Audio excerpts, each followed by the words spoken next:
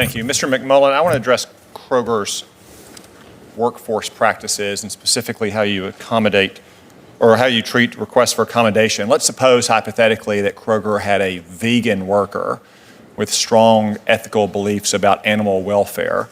If she requested to work outside, say, the butcher department and instead in the produce department, would Kroger accommodate that request? Thank you, Senator, for the question. And it's one of the nice things about one of our retail stores. There's many different areas, and we routinely have people transferring between departments. Some of that is just personal interest.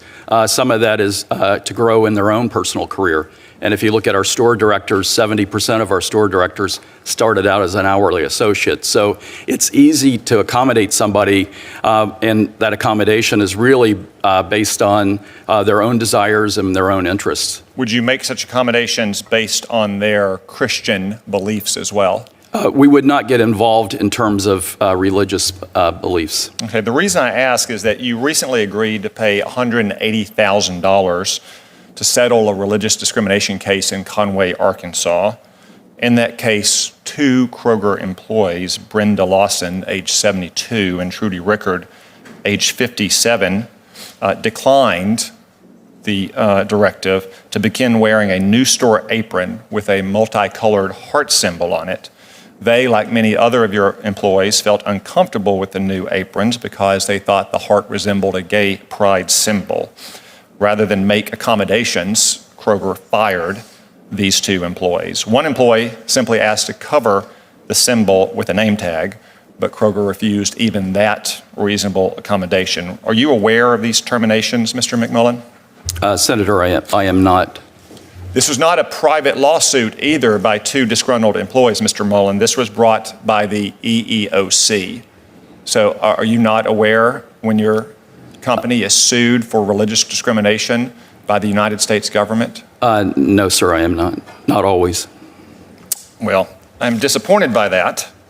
Are you aware that, Mr. McMullen, are you aware that Kroger has something called an Allyship guide for its employees? Yes, Senator. Okay. In the Allyship guide, you direct employees to stop using sir and ma'am because they're not inclusive. Do you expect 72-year-old employees in rural areas of Arkansas to really stop using words like sir and ma'am?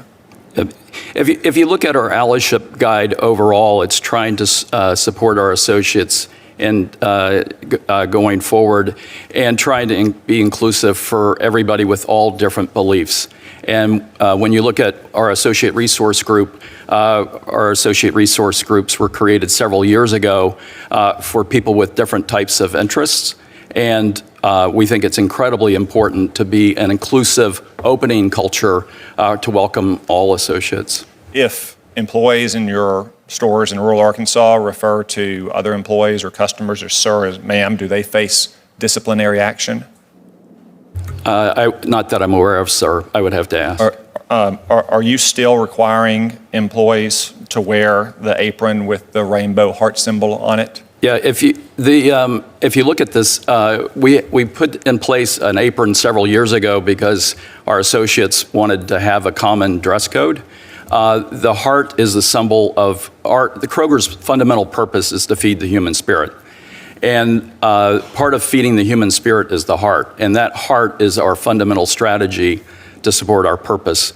The colors were not tied to any specific thing. Well, I'm not sure I believe that because it was introduced during Pride Month as a supposed sign of inclusivity, and a federal judge didn't agree with it either. That's why he rejected your company's motion for summary judgment, and you just paid $180,000 to two employees that you wrongly terminated. By the way, would you like to offer an apology here to Brenda Lawson and Trudy Rickard for the ordeal they went through? I would need to understand more of the details, Senator. Thank you. Okay. So is it the case that you are still requiring all employees without accommodation to wear this apron with the rainbow heart? If you look at our apron would be required for all associates to wear consistently across the company. Does it or does it not still include the symbol for which you just paid $180,000 to settle an EEOC lawsuit against your company? It would include a heart on it, Senator. And having settled that lawsuit, are you now going to grant accommodations to employees who don't wish to display a symbol that they may perceive as not aligned with their moral and Christian views? Senator, I will thank you for the question. I will need to follow back up with our team with more of the details. If this merger goes through, who's going to be making decisions about uniforms in the combined company and whether to grant reasonable accommodations?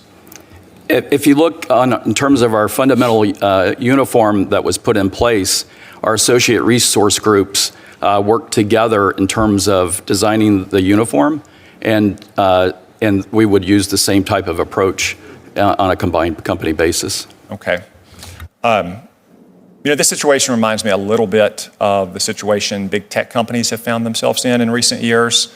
They've come to Washington because they fear regulation from our Democratic friends or action by the Biden administration, and they expect Republicans, who are traditionally more supportive of free enterprise, to come to their defense. And I've cautioned them for years that if they silence conservatives and center-right voters across the country, if they discriminate against them in their company, they probably shouldn't come and ask Republican senators to carry the water for them whenever our Democratic friends want to regulate them or block their mergers.